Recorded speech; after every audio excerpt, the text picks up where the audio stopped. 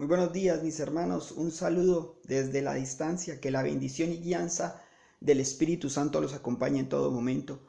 Aunque nos encontramos en la distancia, unidos estamos en el Espíritu. Voy a leer un versículo de Efesios y oramos para dar inicio al culto en el día del Señor. Efesios 3:20, mis hermanos. Y aquel que es poderoso para hacer todas las cosas mucho más abundante de lo que pedimos o entendemos, según el poder que actúa en nosotros, a Él sea la gloria en la Iglesia, en Cristo Jesús, por todas las edades, por los siglos de los siglos. Amén. Amado Señor, gracias te damos porque podemos venir ante ti a darte gloria, honra, adoración. Tú te la mereces toda. Gracias por este día. Gracias por los medios que dispones para que podamos, Señor, celebrar este día, todos unánimes juntos en el día del Señor. Bendice a esta iglesia, bendice a tus siervos y te damos gloria y honra a ti. Amén y amén. Si hay tiempo para trabajar, para estudiar, para comer, para todo, hasta para la siesta, todo eso para nosotros y para Dios. Pues hermanos, así como solemos poner atención a nuestras cosas, vamos a disponer ahora nuestra mente, nuestro corazón, nuestro ser, porque es tiempo de alabar.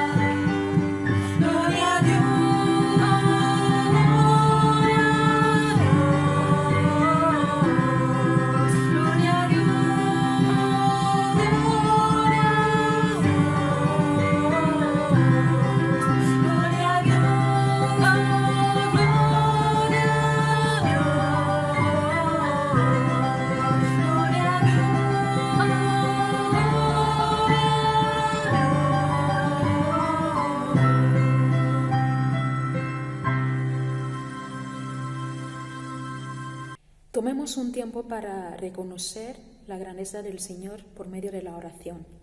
Oremos.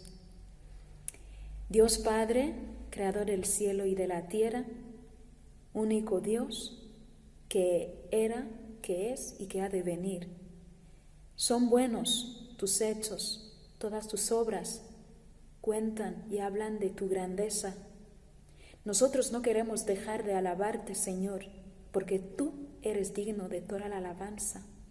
Eres digno de recibir toda la gloria. Y hoy tu pueblo se acerca a ti y reconocemos que te mereces toda la adoración. Recíbela, Señor. Te damos gracias y te damos gloria en el nombre de Cristo Jesús. Amén.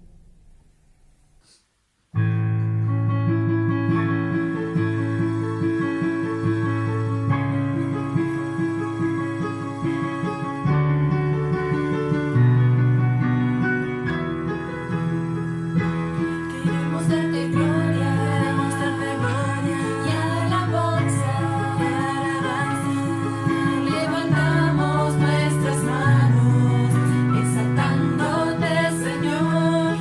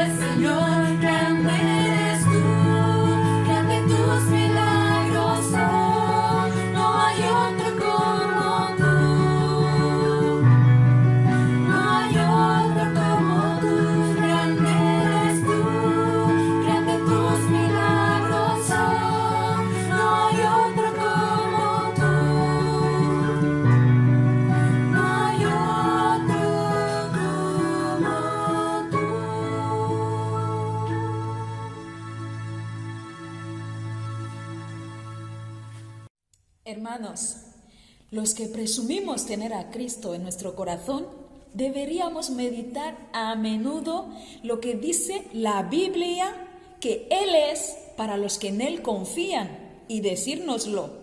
Sí, hermanos, y el Salmo 103 dice: bendice alma mía a Jehová. Pero esta vez tú y yo no vamos a bendecirle. ¿Sabes qué vamos a hacer? Reconocer lo que Él es para nosotros.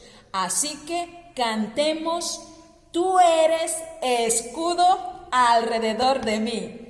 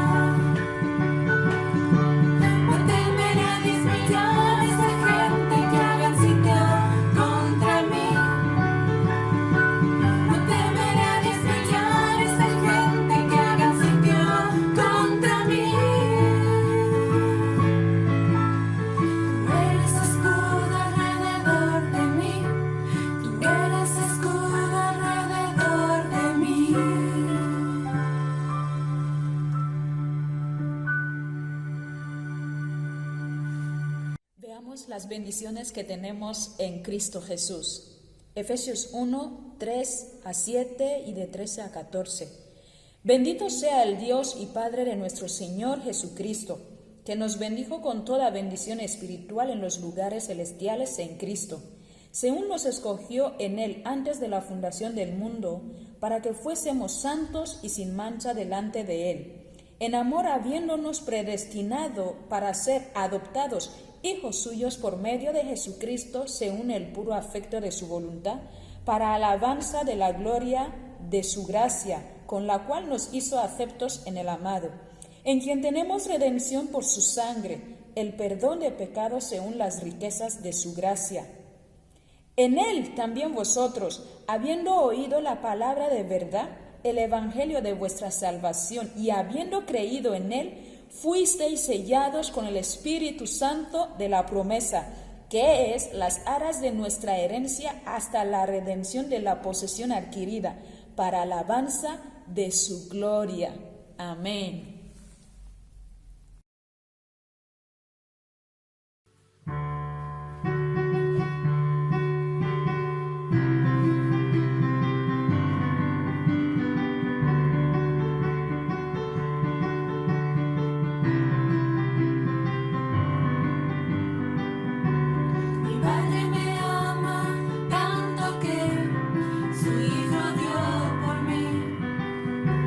Por siempre las gracias.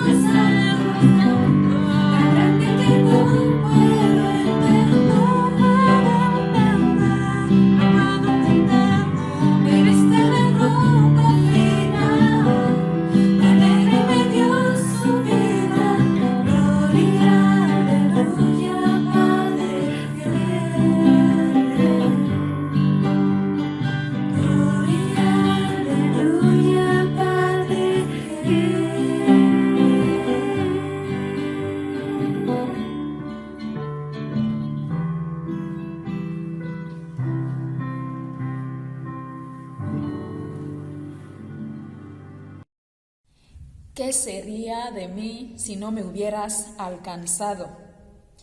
Esa pregunta la traemos hoy para que reflexionemos todos. ¿Qué sería de nosotros, hermanos? Tal vez ahora nos resulte un poco fácil decir bonitas palabras porque ya tenemos esperanza en el corazón, porque ya tenemos gozo, porque Jesucristo ya vive en nosotros. Pero nos hemos puesto a pensar alguna vez y preguntarnos, ¿qué sería de mí? ¿Qué sería de ti, hermano, tú que estás escuchándome ahora? ¿Qué sería de ti sin Cristo? ¿Te imaginas lo que es vivir sin la esperanza? Vivir sin el perdón de Dios, vivir sin la gracia de Dios, sin su misericordia. ¿Qué sería de ti?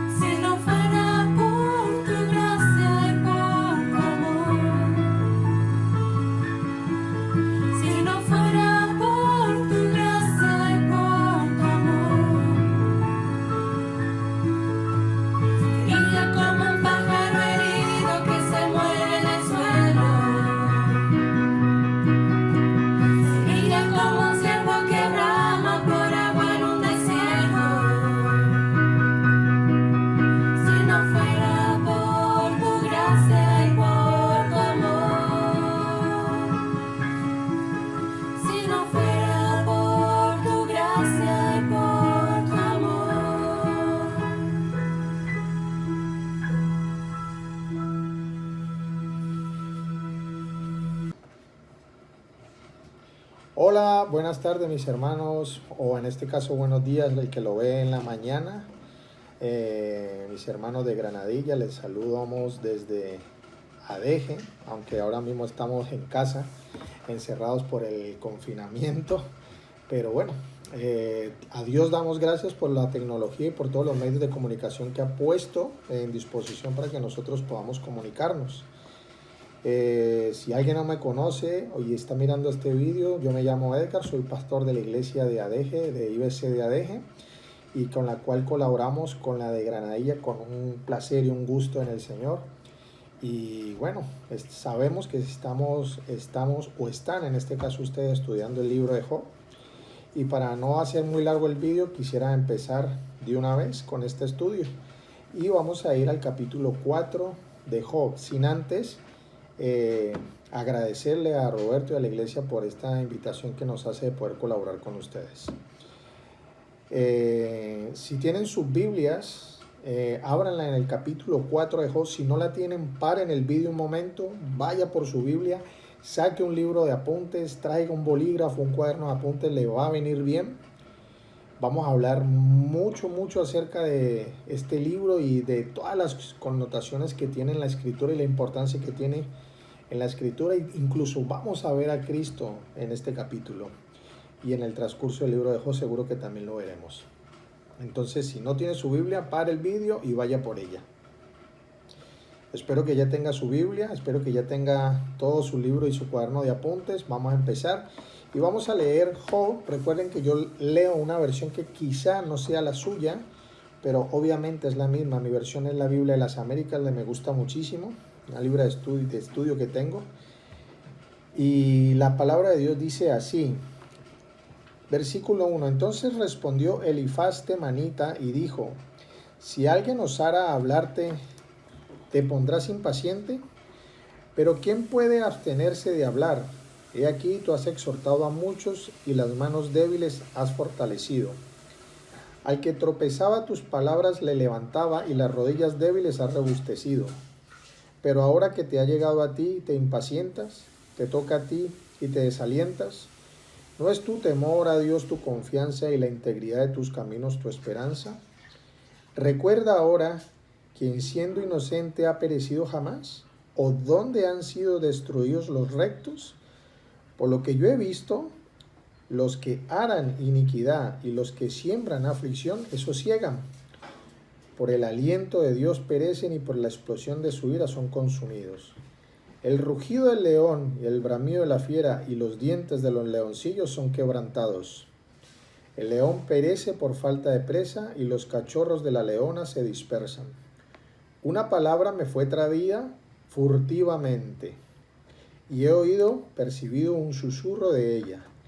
Entre pensamientos inquietantes de visiones nocturnas, cuando el sueño profundo cae sobre los hombres, me sobrevino un espanto y un temblor que hizo estremecer todos mis huesos.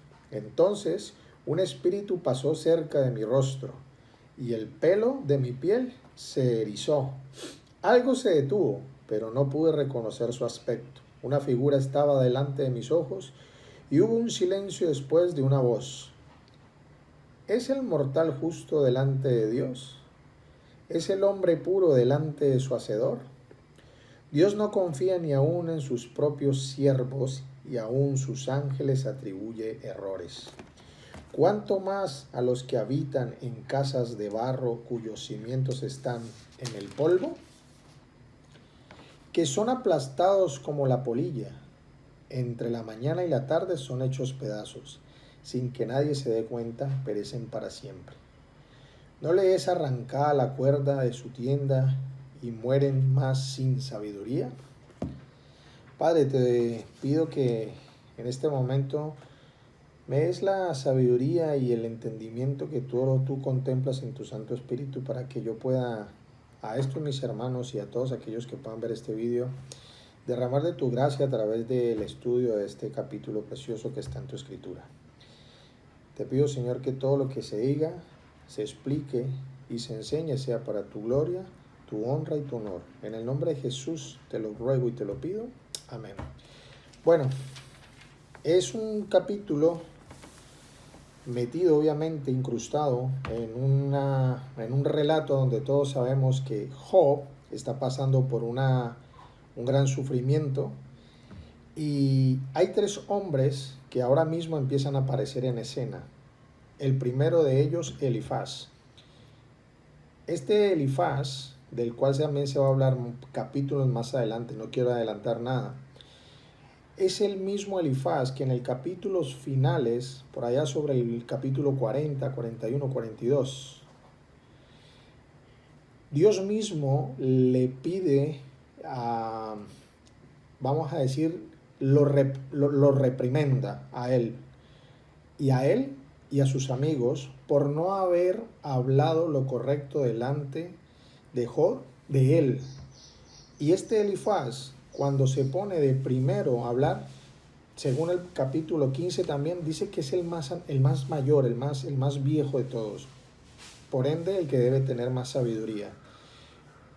Pero la sabiduría que demuestra Elifaz aquí es más una sabiduría humana. ¿Y por qué digo esto? Porque hace un juicio de Job que no es conforme a lo que la Escritura nos está enseñando. Es verdad que dice verdades muy profundas, pero las usa de manera equivocada. ¿Y cómo es eso? Este hombre Job, en este preciso momento, lo que necesitaba era consolación. Y voy a ponerles un ejemplo. Supóngase que hay un velorio, una persona ha muerto. Esta persona es creyente, el que ha sufrido esta pérdida, pero su familiar muerto, llámese padre, llámese hijo, llámese cónyuge, no lo era. Y llega el hermano de turno, se acerca a este hermano y le dice: conozco tu aflicción porque al tu familiar no ser creyente sabemos a dónde va. Esto es verdad, es una verdad absoluta. Todos saben que el que no muere en Cristo, ¿cuál es su destino final? Ahora la pregunta es, ¿será ese el momento idóneo y preciso para decir esto? ¿Será el momento adecuado para empezar a hacer o a decir verdades absolutas que en vez de traer consuelo lo que pueden traer es discordia, aunque sea sobre una verdad? Y esto es más o menos lo que sucede aquí en el libro de Job. Es un libro que nos llama a una interpretación que es bastante crítica, porque tiene eso, verdades profundas usadas de manera equivocada. Y yo he querido, en mi estudio, yo voy a intentar que sea bastante corto, dividir este capítulo en dos porciones, a las cuales he subtitulado la suposición que este hombre tenía, Elifaz, que van del capítulo o del versículo 1 hasta el 11, y de dónde procede ese supuesto saber que Elifaz tiene, que va del versículo 12 hasta el final. Pero quiero que primero veamos aquella suposición que Elifaz hace acerca de Job, pero que en la misma escritura la va a dejar descubierta. Y quiero empezar en el versículo 1 en adelante, donde dice el 2, para ser mejor, más preciso, dice: si alguien osara hablarte te podría impaciente, pero ¿quién puede abstenerse de hablar? Empieza a hacer preguntas retóricas. No le está dando tiempo a Job a contestar. Y todo esto está sucediendo 7 días después de que estos hombres han estado mirando a Job en su dolor, pero no han dicho absolutamente nada para consolarlo. Y es hasta que Job se empieza a quejar en el capítulo 3, donde se queja no de Dios, sino del día de su nacimiento, más propiamente dicho, del día que él nace o lo conceden a luz. Ahí es cuando estos hombres, en su religiosidad o en su supuesta nobleza, se levantan y dicen: no, yo esto no lo puedo soportar. Job, ¿qué está diciendo? Y le hace 2 preguntas a las cuales no le da opción a Job a responder, porque si le responde a Job o le hace una pregunta no retórica, lo mismo que este hermano en el velorio le va a decir: mira, no me des consejos ahora, no es el momento. Y si el consejo va a ser algo que me va a hacer sentir peor, mejor no me digas nada. Pero no, Elifaz no hace eso. Elifaz va con 2 preguntas retóricas en las que envuelve a Job de una manera que él no va a poder responder. Y entonces él va a decir todo lo que profiera su boca en una sabiduría humana, usando verdades absolutas. Cuidado con esto. Podemos decir verdades absolutas en sabiduría humana. Este libro lo demuestra. Y vamos a intentar dejarlo claro hoy. Amén. ¿Osará hablarte y te pondrás impaciente? ¿Quién podrá abstenerse de hablar? Versículo 3. He aquí tú has exhortado a muchos y a las manos débiles has fortalecido. Al que tropezaba tus palabras han levantado y las rodillas débiles has rebustecido. Job, tú has sido la persona en nuestro poblado, en nuestro campamento, en nuestro sitio, en nuestro vecino, que cuando nosotros hemos pasado por aflicciones, tú has sido ese baluarte, ese hermano o esa ayuda donde nosotros nos hemos podido sostener para que con voz de aliento nos levante. Y eso es verdad, nosotros deberíamos hacer eso. Si nosotros vemos que un hermano está pasando por aflicción, ¿cómo no llevarle una palabra de consuelo, de aliento? No una verdad absoluta que lo hunda en la tristeza, como el ejemplo que puse del velorio. No, y no quiero decir que la verdad no se deba decir, sino que hay que decirla en los momentos apropiados.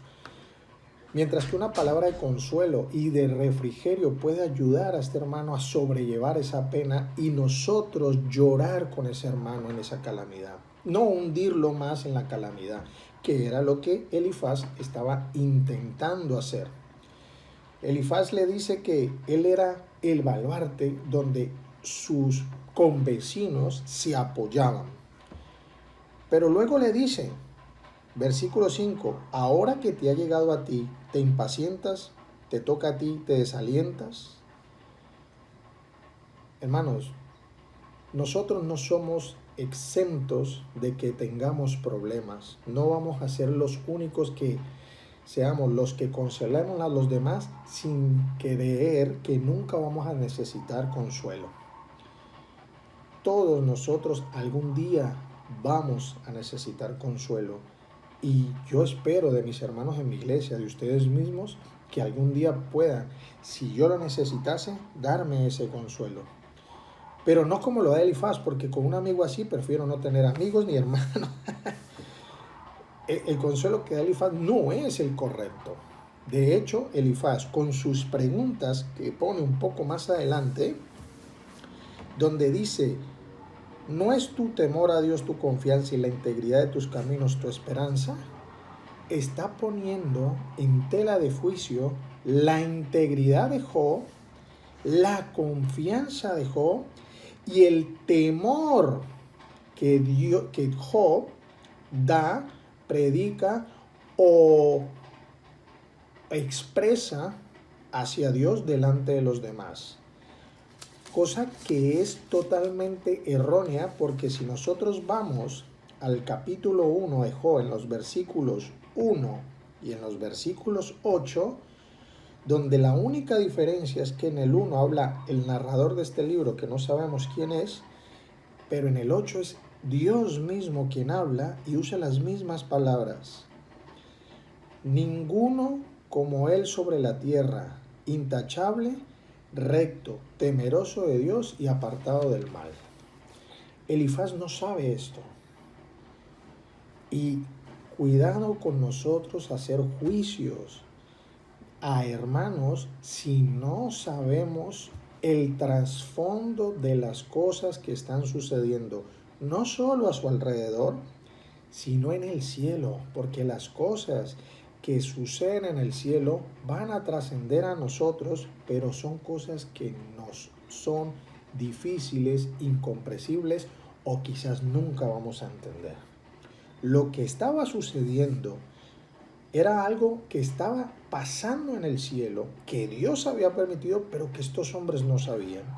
Y en su sabiduría humana están haciendo un juicio, profilando un juicio hacia Job, que era totalmente incorrecto, pero usando verdades absolutas, porque el versículo 6 dice, ¿no es tu temor a Dios tu confianza y la integridad de tus caminos tu esperanza? Eso es verdad, pero no en el caso de Job. Aunque Job también vendría a ser practicante del temor a Dios y seguro que la integridad de sus caminos era su esperanza, no era la clave del sufrimiento que Job estaba pasando. Y este hombre no lo sabía. Versículo 7. Recuerde ahora quién siendo inocente ha perecido jamás o dónde han sido destruidos los rectos. Bueno, Elifaz parece ser que no sabe que Adán murió en manos de Caín y era justo, o era más justo que Caín seguro. ¿Y qué hablamos de Jesús? El justo murió por los pecadores. ¿Quiere decir que los justos nunca van a sufrir? ¿Quiere decir esto que los justos nunca van a pasar por tribulaciones? ¿Quiere decir esto que nosotros siempre vamos a tener una vida llena de bendiciones, felicidad? No. Porque si no, el apóstol Pablo parece ser que no era justo, o el apóstol Pedro, o todos los mártires del primer siglo. Porque todos sufrieron aflicciones, persecuciones, naufragios. Unos fueron decapitados, otros crucificados boca abajo. Elifaz no lo sabe, porque eso sucedió mucho después. Pero en aquel entonces ya había muerto alguien, que era Abel, en manos de su hermano Caín. Porque lo que yo he visto, los que harán iniquidad, versículo 8, y los que siembran aflicción, esos ciegan. Elifaz está intentando decirle a Job que él no es tan justo como él hace creer o hace parecer a los demás. Porque esto es una acusación hacia Job, diciéndole que los que harán iniquidad, o sea, Job, a mí me da que tú tienes un pecado oculto que no has dicho. A mí me da que esto te está sucediendo porque has hecho mal algo delante de Dios, y si no lo has dicho es porque no tienes temor hacia Dios. Has hecho iniquidad, has hecho maldad, y como has sembrado eso mismo estás recogiendo ahora. Me remito al capítulo 1. Eso no había sucedido así. Pero Elifaz no lo sabe. Y en vez de usar la prudencia, la inteligencia y la sabiduría de Dios, usó la suya propia. Sacó sus propios conceptos. Y no hagamos eso nosotros en la iglesia. No saquemos nosotros juicios sin saber, les repito, el trasfondo de las cosas. Se me vienen varios versículos a la cabeza, como por ejemplo Juan capítulo 9 del 1 al 3, donde dice que había un ciego que era de nacimiento, y se le dicen los discípulos a Jesús, ¿quién pecó, este o sus padres? Jesús de una dice, no, este no pecó, y tampoco sus padres. Este ha sido así o ha nacido así para que la gloria de Dios se vea. Y eso quiero tocarlo un poco más adelante. Pero no solamente los cristianos o los creyentes sufrimos aflicción porque es un castigo implícito de Dios. Versículo 9 dice que por el aliento de Dios perecen y por la exposición de su ira son consumidos. Es verdad, esto es verdad. Pero no en el caso de Job, otra vez. Es verdad que el aliento de Dios hace desaparecer o consume a los que hacen maldad. Esto es real, solamente hay que ver Apocalipsis. Pero repito, no es el caso de Job. No es el caso de Job. Del versículo 10 dice que el rugido del león y el bramido de la fiera y los dientes de los leoncillos son quebrantados. El león perece por falta de presa y los cachorros de la leona se dispersan. La palabra león allí en el hebreo se usa en 5 maneras distintas, son 5 palabras diferentes. Estudiosos dicen que es acerca de la maldad o las diferentes clases de maldad del malvado, valga la redundancia, pero muchos también aseguran que Elifaz hace esta comparación para con la familia de Job que pereció, y también los está haciendo injustos, pecadores o no temerosos de Dios en el juicio que él mismo le está haciendo a Job. Vuelvo otra vez al capítulo 1, donde Job dice que él hacía sacrificios constantemente por sus hijos, por si de pronto habían pecado. Luego viene algo que es sorprendente, algo que es hasta cautivador, pero peligroso, muy peligroso. Y es lo siguiente: él revela de dónde viene su supuesto conocer o su supuesta sabiduría de la cual le está sacando este juicio a Job. Y empieza en el versículo 12. Yo le voy a leer y quiero que ustedes presten atención el telón o la parafernalia o todo este encantamiento que él pone en sus palabras para luego decir una verdad que todo el mundo conoce. Versículo 12. Una palabra me fue traída furtivamente y mi oído percibió su susurro de ella. Entre pensamiento, inquietudes de visiones nocturnas, cuando el sueño profundo cae sobre los hombres, me sobrevino un espanto y un temblor. Esto es una película que hizo estremecer todos mis huesos. Entonces un espíritu pasó cerca de mi rostro y el pelo de mi piel se erizó. Algo se detuvo. No pude reconocer su aspecto. Una figura estaba delante de mis ojos. Hubo silencio. Después oí una voz. Y dice el versículo 17: ¿es el mortal justo delante de Dios y el hacedor puro delante de su hacedor? El versículo 17 es una verdad absoluta. Pero mi pregunta es, ¿por qué tanto parafernalia y tanto cuento de sueño para contar una verdad absoluta? Dos cosas importantes. Las verdades absolutas ya están reveladas en la Escritura. Nosotros no nos debemos basar en sueños, suposiciones o cosas místicas, sino en la palabra de Dios.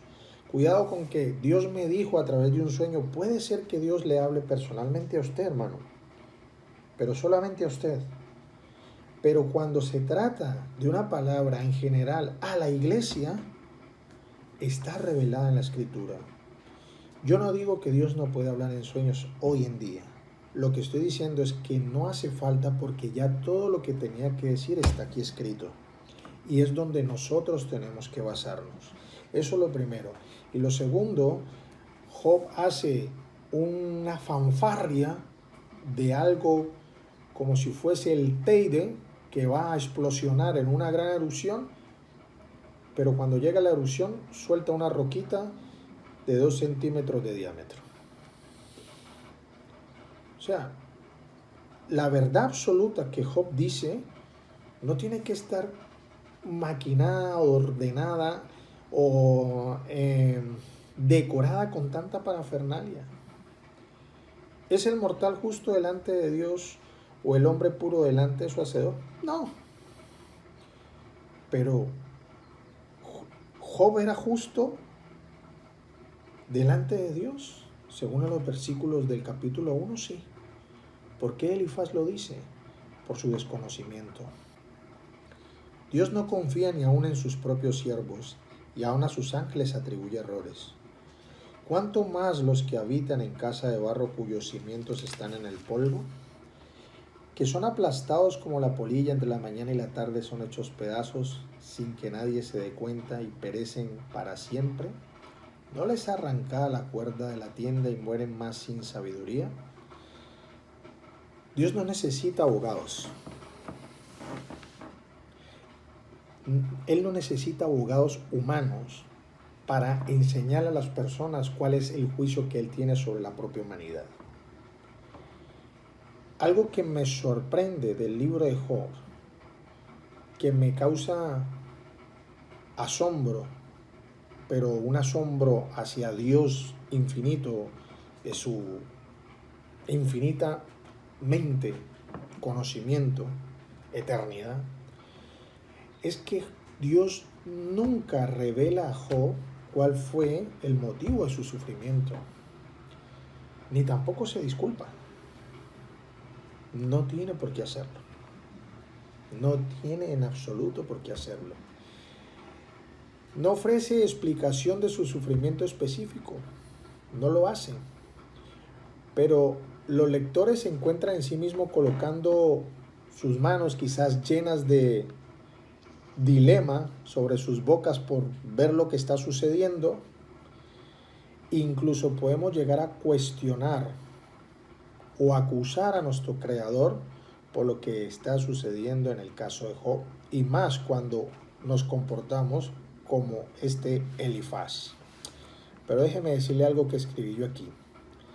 Sin derecho alguno de cuestionar o acusar al Creador sabio y todopoderoso, que hará como se le place, y al hacer esto, por un lado demuestra sus propósitos en la esfera espiritual, ángeles, demonios, y por otro lado define su compasión y misericordia a la humanidad. Esto es el intento del hombre por defender la relación de Dios con la calamidad y el sufrimiento, y se muestra apropiado en circunstancias que, aunque el fin es aparentemente malvado, no es nada más que la demostración de poder y misericordia de Dios cuando vemos el final del libro. Repito, Dios no necesita abogados humanos. Dios no necesita que nosotros le defendamos. Y de hecho, Job lo deja claro más adelante, porque Job dice que ni siquiera conocía a Dios, lo había oído de oídas, pero cuando es revelado, Job se queda estupefacto y hace una declaración que Dios acepta, que ya había aceptado porque lo tenía como justo en el capítulo 1, y que pide cuentas, no solo al Elifaz, sino a sus dos colegas, que lo único que hicieron al transcurso de todo el libro fue proferir verdades absolutas mal usadas. Hay que tener cuidado con eso, hermanos. Voy a leerles algo que tengo aquí escrito y quiero que lo tomemos como una aplicación a nuestra vida de este precioso libro del cual están estudiando. Y me gusta mucho porque vemos el sufrimiento del justo en el mundo, cuando muchos cristianos desafortunadamente piensan, e incluso algunos enseñan la prosperidad y todo esto, que nosotros no vamos a pasar por pruebas y aflicciones. Si no fuese así, ¿qué hacemos usted y yo viéndonos por un vidrio encerrados porque no podemos salir por culpa de una enfermedad? Creo que esto que está sucediendo hoy en día tumba todos los argumentos de aquella teoría de prosperidad y que olvídense de los problemas y que no vamos a tener aflicciones y que declare bendición y no sé cuántos cuentos más hay por ahí rondando. Es triste, pero es real. Pero nosotros somos llamados a depender de la palabra de Dios, que es el verdadero y la verdadera revelación de su boca, y en el cual nosotros nos debemos arropar para luchar no solo contra este coronavirus, sino contra todas las dificultades y problemas que nosotros podamos tener en el transcurso de nuestra vida. Me viene donde dice que esto es momentáneo comparado con la gloria eterna que nos espera. Todo problema, cualquier dificultad que pase en nuestras vidas como creyentes, no se puede justificar un dolor, una queja constante, cuando esa pequeña porción de tiempo que es nuestra vida en la tierra es incomparable con una eternidad con el Creador. Admitir que Job y sus amigos carecían de la sabiduría divina para interpretar las circunstancias de Job con precisión, aunque sus amigos seguían tratando, y no hablo solo de Elifaz, de los otros dos, seguían tratando, mientras que Job aprendía a estar satisfecho en la soberanía y en la misericordia de Dios. A veces hablamos lo que no sabemos y nosotros tenemos que estar muy cuidadosos de lo que habla nuestra boca. Hay un principio que es fundamental. Si usted no sabe qué decir, cállese. No diga nada. Es mejor callar que decir algo erróneo, equivocado, aunque sea una verdad, que vaya a herir porque la está usando de manera equivocada.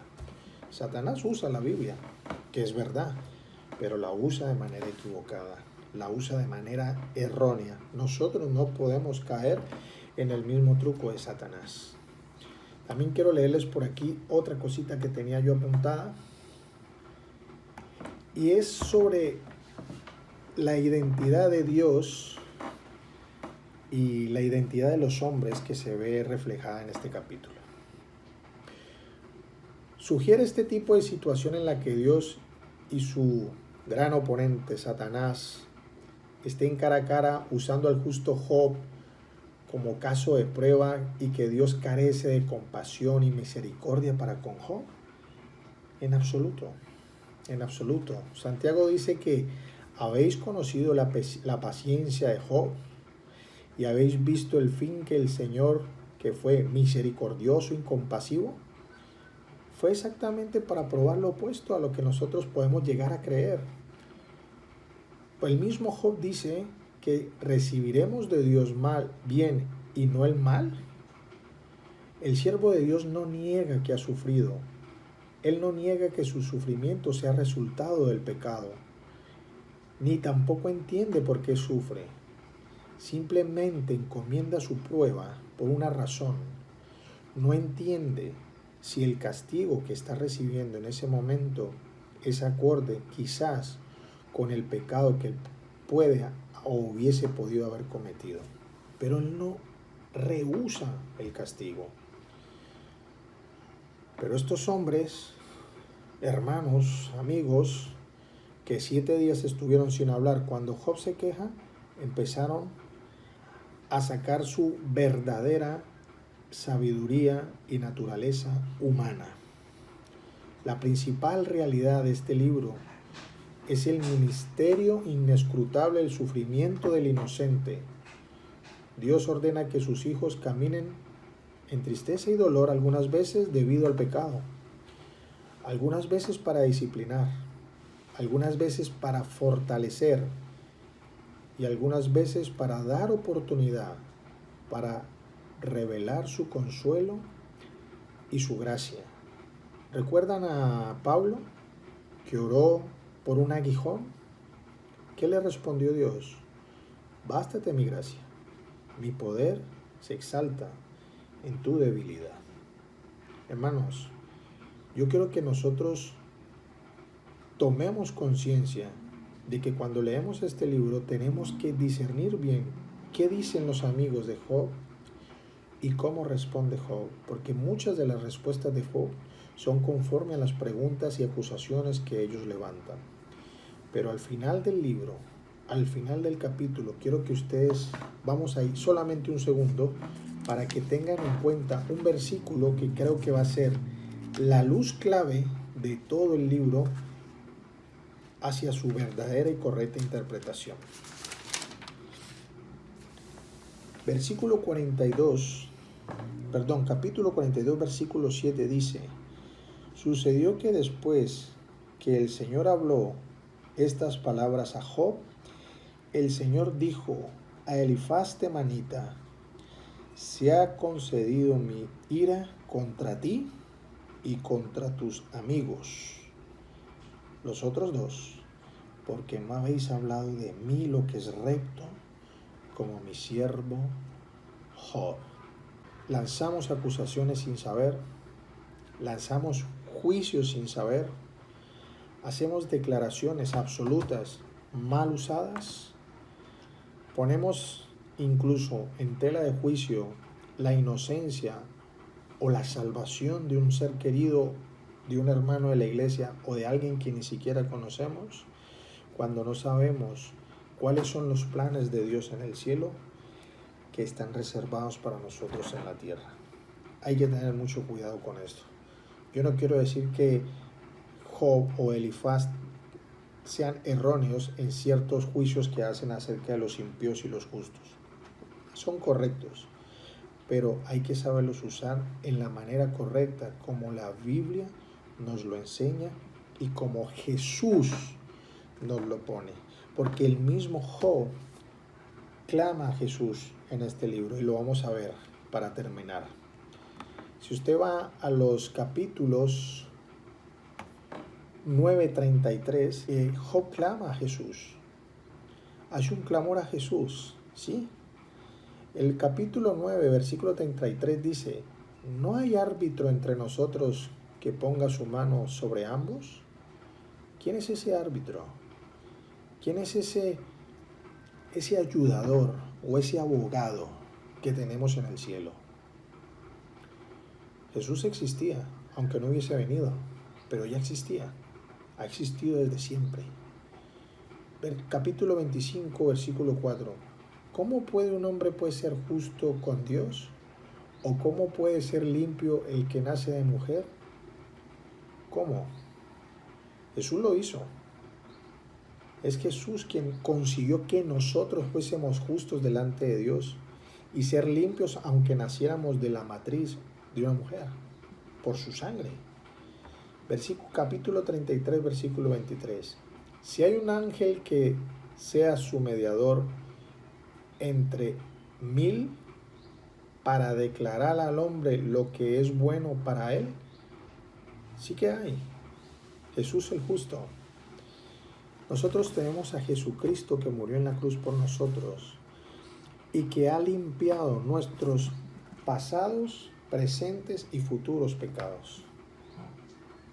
Por eso cuando nosotros vamos a hacer acusaciones, Jesús dijo, sácate el tronco de tu ojo para poder quitar para poder quitar la espiga o la paja que tiene tu hermano en el otro. Hermanos, basémonos en la misericordia de Dios, basémonos en el consuelo de Dios, basémonos en que no estamos pasando dificultades porque es el gran pecado del mundo. No. ¿Es verdad? ¿Puede pasar? Sí. Pero quizás Dios está probando nuestra fe, y seguro que lo está haciendo, para saber dónde estamos nosotros cimentados y dónde estamos nosotros yendo a buscar refrigerio. ¿En las noticias? ¿En la mucha información que se convierte en desinformación? ¿O en Dios, que es inmutable, que no cambia, que su verdad permanece para siempre? Hermanos, que Jesús ilumine este libro para su enseñanza, para su aprendizaje y para que cada vez nos acerquemos más a Él en comprensión y en amor. Que el amor que sentamos hacia Él crezca cada día más en santidad, en justicia, porque es lo que agrada al Señor.